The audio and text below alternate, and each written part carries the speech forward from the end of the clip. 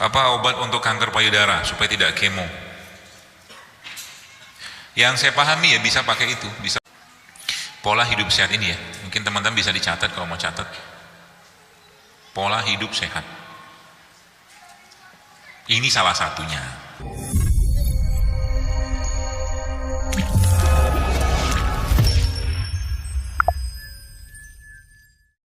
Penghuni neraka gitu loh. Jadi kalau umat Islam tuh belajar dari agama kita ini, sebenarnya kita nggak butuh banyak-banyak motivator. Ya, kita nggak butuh motivator, kita agama ini. Kayak tadi batu 100 kilo tadi gitu kan. Sudah ngerti bahwa sekarang puasa tuh misalkan luar biasa faedahnya, bangun malam tuh luar biasa. Jadi Anda harus lebih mencintai ibadah-ibadah tadi itu daripada makanan paling sehat sedunia. Paham maksudnya? Makanan yang paling sehat sedunia pun tidak lebih menarik buat Anda daripada ketemu Allah waktu sholat. Kan keren kan? Makanan yang paling sehat sedemikian pun tidak bisa membuat Anda terpalingkan katakanlah dari membaca Al-Quran. Kan keren kan?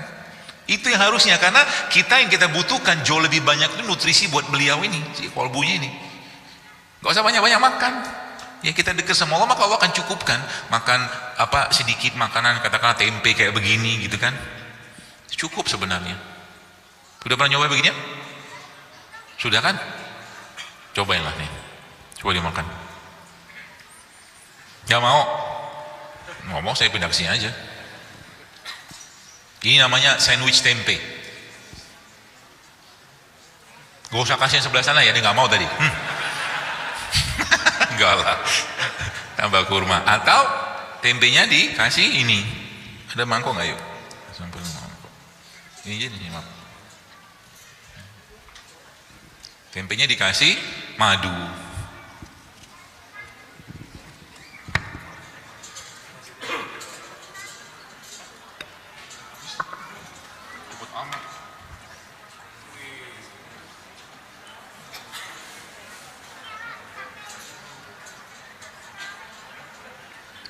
Es krim tempe.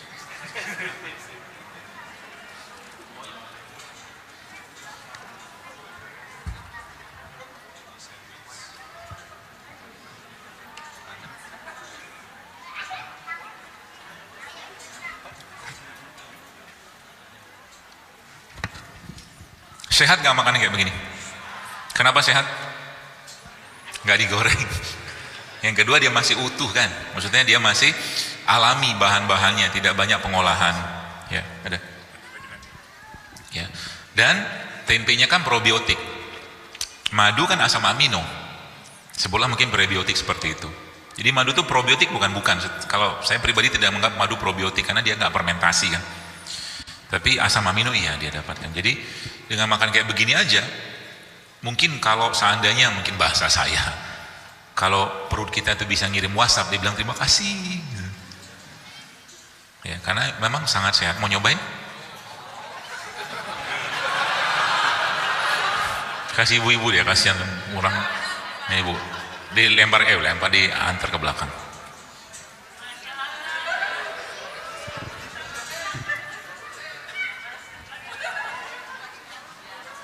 Gak usah bersuara makannya, tenang aja. Makan tempe aja hebohan minta ampun.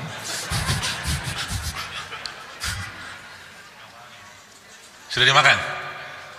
Coba dimakan, dicemplungin sama madunya, penuhin dengan madu. Sudah? Enak gak bu? Ini yang sudah makan diem-diem aja. Tolonglah kasih komen. Enak? Enak kan? Alhamdulillah. Ya, salah satu makanan sehat kita di tempe sama madu. Tapi tempenya tempe yang sehat juga ya. Karena image tempe itu kan selama ini bukan bikinnya diinjek-injek. Iya kan? Diinjek-injek. Makanya coba galakan industri tempe. Ya teman-teman sekarang dengan viralnya tempe kabarnya. Gitu kan, susah dapatin tempe. Ya sekarang orang mulai mencari tempe-tempe organik, tempe-tempe sehat gitu kan. Nah tinggal kalau Anda mau ngambil peluang itu Anda bikinlah. Ya seperti itu. Kemudian yang ke-19, alfalfa. Alfalfa ini adalah rumput-rumputan atau daun hijau. Daun atau rumput-rumputan hijau. Ya. Contohnya kayak kalau di sini mungkin ya kayak Antanan gitu loh, Pegagan gitu kan, itu kan bagus tuh. Kemudian yang ke-20 madu ya, yang 20 madu. Kemudian yang ke-21 ini yang keren.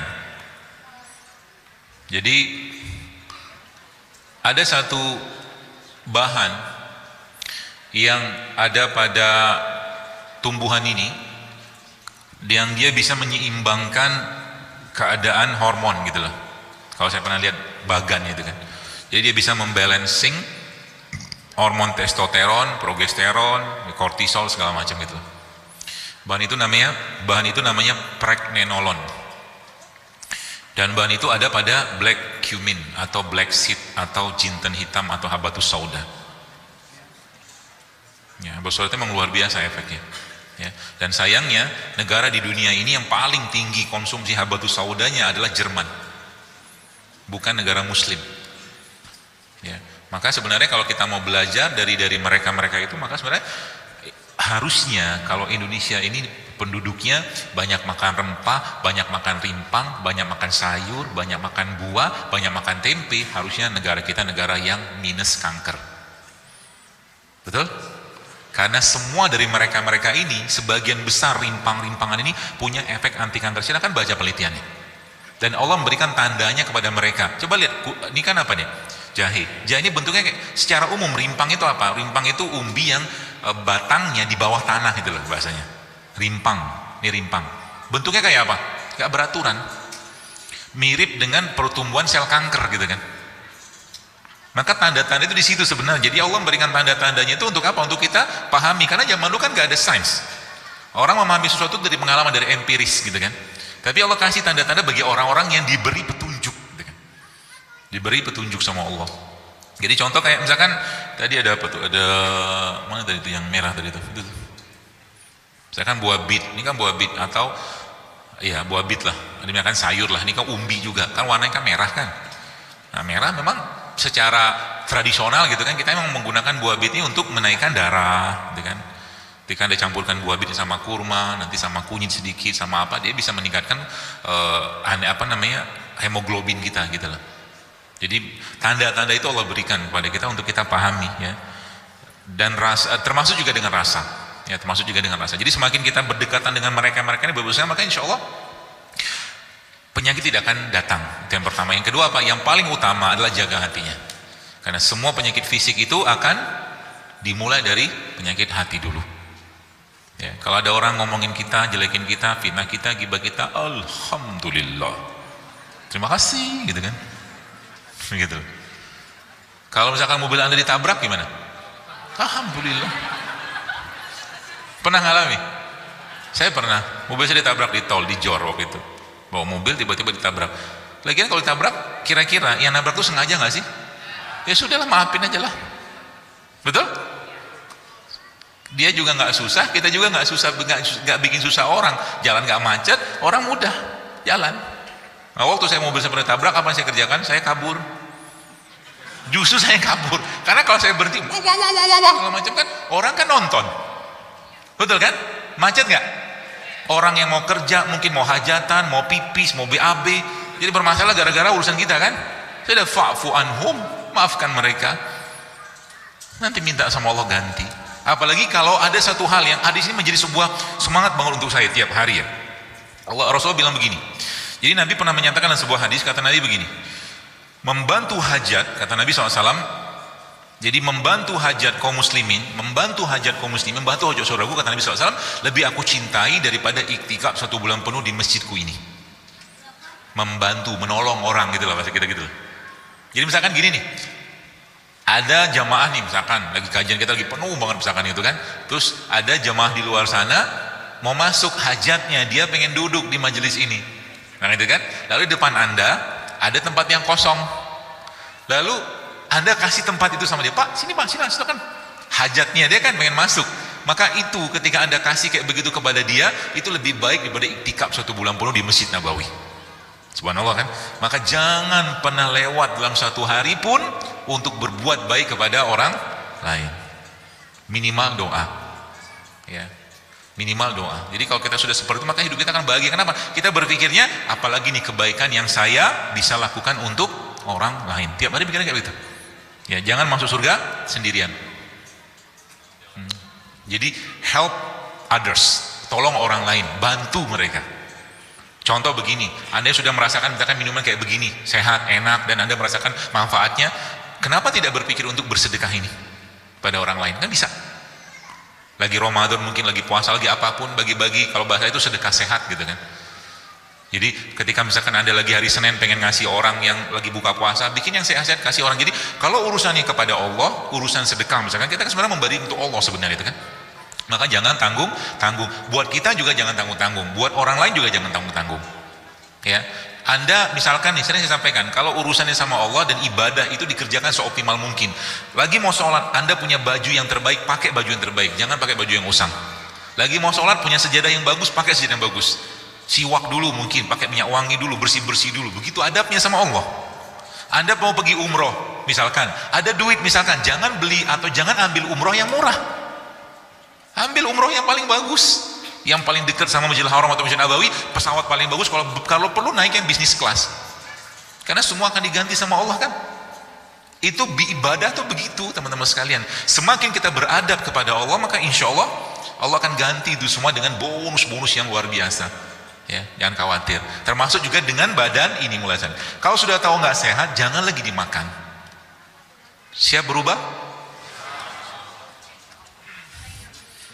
Kurang kenceng. Sekarang saya tanya Bapak Ibu sekalian, teman-teman sekalian, siap untuk hidup sehat? Allah sanksinya ya. Kita lihat malam ini makannya apa.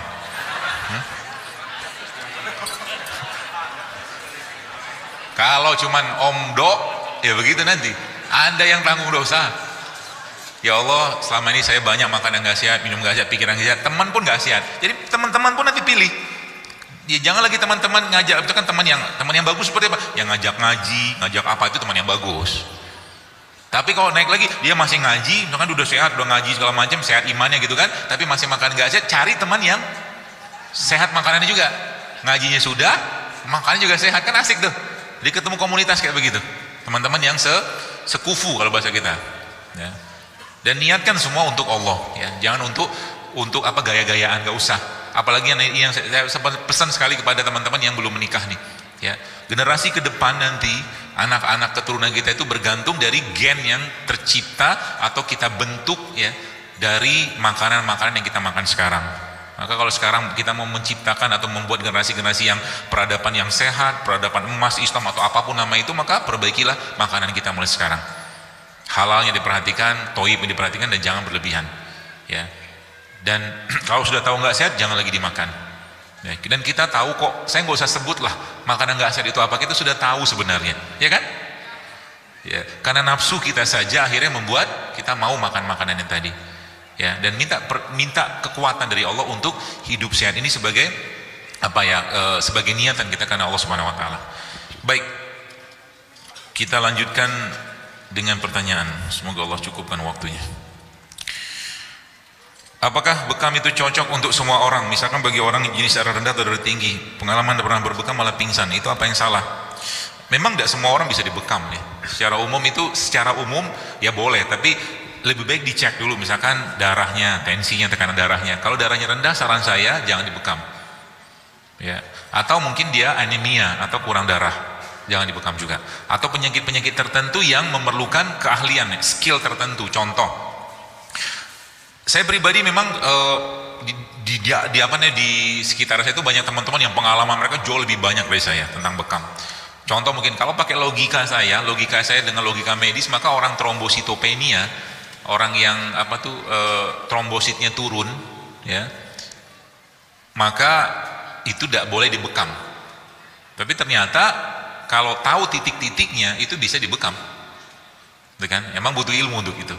Maka cari pembekam-pembekam yang minimal teman-teman, kalau di Indonesia ini kan organisasinya namanya PBI kan, Perkumpulan Bekam Indonesia.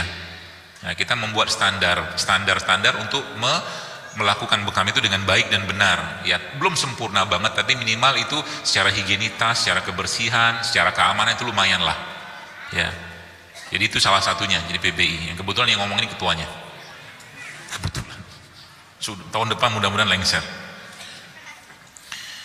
Jadi kenapa bisa pingsan? Ya tadi, ya kalau tubuhnya tidak dalam kondisi yang fit, memang jangan dibekam. Contoh misalkan lagi capean, lagi darah rendah, lagi anemia, jangan dibekam.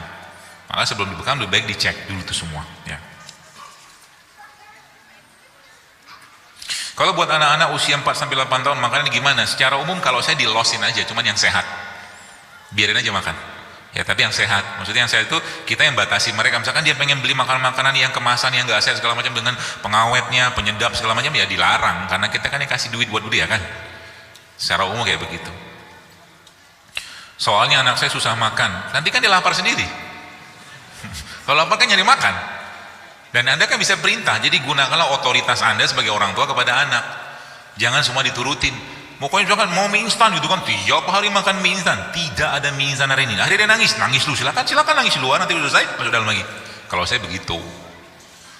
Anak itu ada namanya hukum kekekalan ikhtiar. Kalau dia pengen sesuatu nangis, mencoba mencari perhatian orang tua, dong menangis luar biasa. Silakan nangis, nggak ngepek. Ya. Ngerengek-rengek luar biasa. Saya ibu menyusui bayi baru 4 bulan, perut saya buncit plus BB berlebihan. Gimana cara makan? Ya tadi kan konsepnya kan yang konsep kalori tadi, gula tadi itu loh.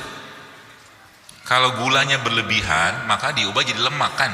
Perut buncit, badan berlebihan. Kita kan gara-gara kelebihan banyak gula kan. Ya. Kalau pas lagi ibu hamil menyusui kayak begitu dikurangi aja yang asupan-asupan, terutama biasanya setahu saya ibu menyusui itu juga banget suka ngemil kan. Kalau yang diemilin biasanya apa? Kue apa segala macam yang gulanya kan banyak. Nah itu diganti dengan ngemil buah. Kan bagus tuh bisa diganti dan harus dipaksain ya. Sekarang saya sakit kepala sebelah kanan, pipi kanan sakit dan mata berair. Kenapakah itu? Wallahu alam, saya nggak tahu lah. Habis ditabokin, digebukin, mungkin aja kan nggak tahu. Kalau ditanya kenapa, saya nggak tahu lah. Diperiksakanlah dulu. Ya, coba dicek dulu nanti ya. Mungkin karena masalah di sinus juga bisa macam-macam. Saya suka sakit kaki setelah berobat tulang belakang bergeser, saraf otak sudah kejang. Saya minta cara penanganannya. Ada sih nanti coba cari di beberapa tempat emang yang ahli beginian sih ya. Ada guru saya kalau di Jakarta ada guru saya itu yang bisa benerin begituan. Namanya Pak Tata Saputra. Ada hubungannya tidak kalau sedang futur pengaruh dari makanan ada. Jadi kalau ada kalanya setan itu mengganggu kita, lagi futur makannya jelek-jelek sama dia. Ada. Nah, jadi bawaan itu makan berlebihan, makan nggak sehat. Supaya apa? Ibadahnya jadi lemot. Itu kerjanya. Jadi dia tuh ujung-ujungnya apa? Membuat ibadah kita bermasalah. Lagi futur misalkan sholat sunnah rawatibnya malas, sholat wajibnya katakanlah terlambat, begitu. Nanti support lagi, sudahlah, udah makan tuh, itu segala macam nggak sehat. Dia senang banget tuh, sehingga nanti orangnya akhirnya ngantuk, tiduran, ngajinya lewat, apanya lewat, begitu kerjanya dia tuh, makhluk satu itu. Kalau nggak makan karbo atau nasi, bukan nggak makan karbo ya, makan karbo tetap kita perlukan. Yang saya larang itu atau saya minta kurang itu kalau mau juga tuh makan nasi putih, karena nasi putih itu gulanya sederhana gitu loh. Karbo tetap makan ya, kan sudah saya bilang tadi banyak sumber-sumber karbo yang sehat ya. Ada buah-buahan itu kan karbo juga kan ya, kentang juga karbo, ubi juga ada karbonya, nggak masalah, makan aja ya, termasuk buah, dan tidak akan gemuk. Kalau adakah orang gemuk makan buah? Nggak ada. Tadi saya bilang kan monyet itu kan nggak gemuk-gemuk. Monyet gemuk gak? Makan apa dia? Buah. Ya gitu ya. Jadi boleh diganti, tidak masalah. Melalui Al-Quran dan air bisa menyembuhkan kanker, tumor dan penyakit. Lalu bagaimana dengan kiai dan ustadz meninggal karena penyakit kanker? Apa maksudnya? Takdir kan? Ya udah ajal, mau diapain juga. Kan sudah pernah, teman-teman pernah dengar cerita nggak? Ada seorang nabi, saya nggak tahu Nabi Musa, entah kisah ini benar atau tidak, Israeli atau tidak, tapi kisah ini cukup baik lah. Nabi Musa sakit, lalu akhirnya dia berdoa sama Allah, ya Allah begini, belum beri petunjuk. Allah kasih sama petunjuk Musa, makalah ini gitu kan. Kisahnya begitu. Lalu Nabi Musa alaihissalam sembuh dengan izin Allah dengan makan yang Allah perintahkan tadi. Pernah dengar itu? Lalu tak lama kemudian Musa alaihissalam sakit, lupa doa. Sakit yang sama, makan obat yang sama nggak sembuh. Sama Allah bilang apa? Wahai Musa, apapun yang kau makan gitu kan yang akan berlaku itu kehendakku, bukan itu. Itu pesannya. Orang mau bertanya gini, apa tuh namanya? Apakah dengan hidup sehat ini kita bisa terhindar dari penyakit? Kemungkinan besar iya, karena ada takdir yang kita bisa hindarkan dengan ikhtiar. Ada. Tapi apakah dengan itu tidak menutup dengan itu tuh katakanlah kita bebas sama sekali di peluang kena penyakit? Tetap ada. Semua Allah yang berkuasa kan? Maka kita minta sama Allah dijauhkan. Maka doa pagi petang tetap Allahumma inni as'alukal afwa wal afiyah fid dunya wal akhirah gitu kan? Minta sama Allah gitu kan. Jadi kalau ada usaha atau kiai atau apa yang kena meninggal karena kanker emang ajalnya, tapi lihat dulu ya pola makan dia kayak apa segala macam. Meskipun ya semua itu takdir Allah gitu kan. Tidak semua juga kiai paham makan yang sehat. Betul kan? Gak semua loh. Bahkan ustadz juga banyak. Kita lihat maaf ustadz sekarang yang ya maaf lah saya katakan yang badannya besar, gemuk itu kan banyak. Itu kan gara-gara gula juga. Ya, seperti itu. Ya ada apa-apa. Semoga Allah kasih petunjuk. Jadi makan kajian-kajian seperti itu kan sekarang itu jarang gitu loh. Ada 800 lebih ayat-ayat tentang pengobatan, tentang kesehatan yang belum banyak dibahas di kajian-kajian. Dan umat itu butuh itu sekarang. Ya, butuh itu. Coba Bapak, sekarang ya kita mau ibadah kalau nggak sehat juga nggak bisa gitu loh.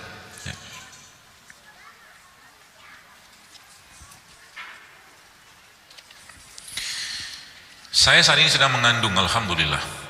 Ada kondisi pengentalan darah. Menurut dokter, pengentalan darahnya dari bawaan kehamilan. Yang saya tanyakan resep apakah yang perlu saya konsumsi dan bagaimana pola makan yang baik. Bawang-bawangan itu bisa dipakai. Bawang, semua jenis bawang-bawangan bisa ibu ini pakai untuk mengurangi pengentalan darah, termasuk juga sayur.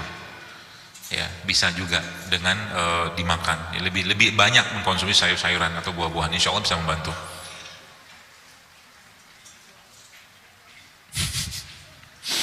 Ya Robbi, mohon info resep untuk meningkatkan metabolisme tubuh dan menghilangkan bekas luka dan gigitan nyamuk.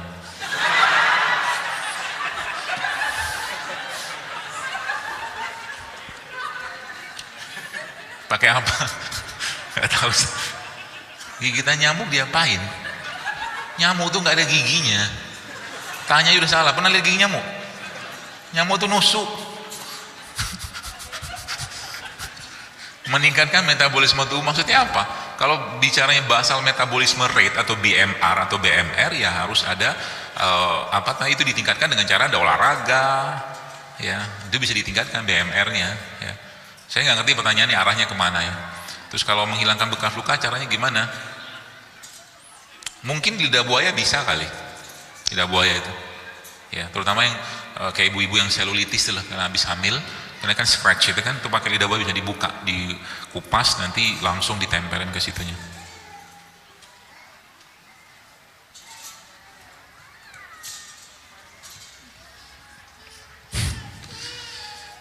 Beberapa pertanyaan yang terlalu apa saya nggak pilih ya.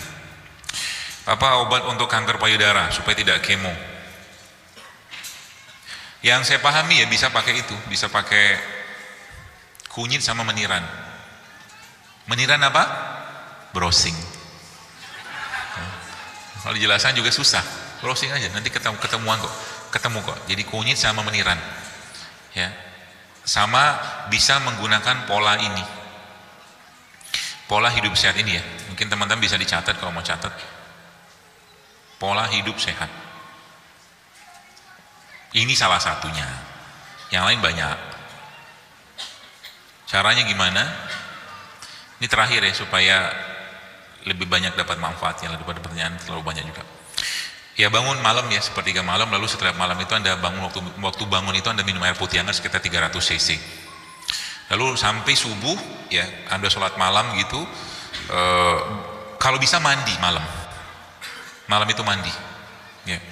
Lalu pada subuh jangan tidur sampai syuruk, jangan tidur. Lalu sarapan pagi makan kurma tadi 1, 3, 5, 7 butir, 7 lebih bagus. Kemudian minum teh 250 cc dari campuran 3 daun ini, daun tin, daun zaitun sama daun bidara tambahkan dengan madu, atau teh dari daun-daunan jenis apa aja ya, jahe juga boleh lah, nggak apa-apa. Teh pegagan, teh hijau, teh daun kelor juga enak dimakan. Daun kelor itu kalau dikeringkan ya, terus nanti dijadikan teh juga enak insya Allah. Kemudian makan buah Makan buah segar atau buah lokal, ya. Boleh dicampur dengan yogurt kalau ada, tapi yogurt yang homemade. Kalau homemade biasa nggak pakai pengawet kan, ya. Atau kalau ketemu dengan yogurt yang dari susu kambing lebih bagus kalau ketemu. Kemudian makan pisang, ya, atau umbi-umbian dalam porsi kecil, itu pagi makanannya. Siang nanti minum air putih, 250 cc nya air putih biasa, kemudian ditambah dengan 3 butir habatus sauda minyak yang dicampurkan dalam 250 cc air. Itu siang. Kemudian makan beras merah gitu, sayur kukus, rebus, segala macam. Kemudian 1 lauk hewan, boleh ikan, lebih baik ikan sih ya, tapi tidak digoreng, dikukus atau rebus atau dibikin pindang. Itu siang polanya. Nanti variasi bisa Anda bikin sendiri. Kemudian malam sebelum maghrib minum air putih 250 cc dan air rendaman rempah. Kayak begini juga bisa nih. Ya, sebanyak 250 cc dan minum minyak zaitun 3 sendok makan malam. Buah-buahan potong apa saja yang segar Anda bisa makan, kasih sedikit garam, tambahkan chiaseed ini, boleh sedikit. Kemudian bisa Anda tambahkan sedikit dengan lada hitam, sedikit aja. Buah-buahan, ya. Atau bisa juga pakai kurma, alpukat dihancurkan, kasih kurma sedikit, ya. Itu udah cukup nanti, atau sedikit madu Anda bisa makan itu. Lalu boleh juga makan, jika ingin makan lauk hewan seperti setiap hari, seperti siang nggak apa-apa, tapi jangan banyak-banyak. Itu dilakukan sebelum matahari tenggelam. Atau Anda bisa juga makan bubur talbinah. Talbinah salah satu tepung sehatnya Nabi dari gandum. Bisa dilihat nanti, banyak yang jual kok sekarang. Tepung talbinah namanya. Boleh diganti-ganti tepung talbinah atau bubur tadi itu dengan bubur kacang hijau atau kacang merah. Boleh, tapi pakai gula aren ya. Dan makanannya, camilannya pisang rebus, umbi rebus gitu.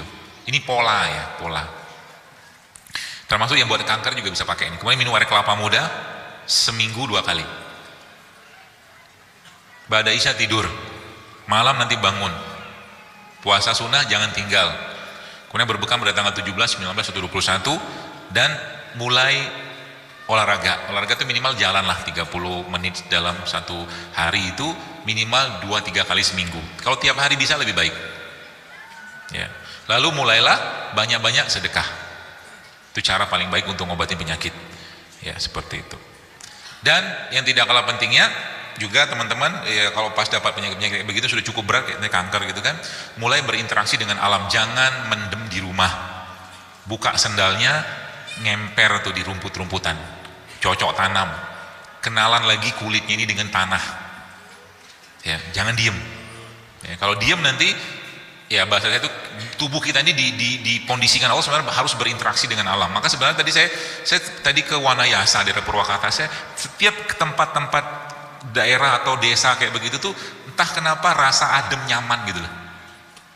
Kenapa? Ngelihat banyak pohon, banyak apa gitu. Apalagi situ banyak sawahnya, itu masya Allah. Nah itu perlu buat kita, terutama orang-orang yang sudah biasa hidup dengan suasana perkotaan. Ya, Anda perlu camping tuh.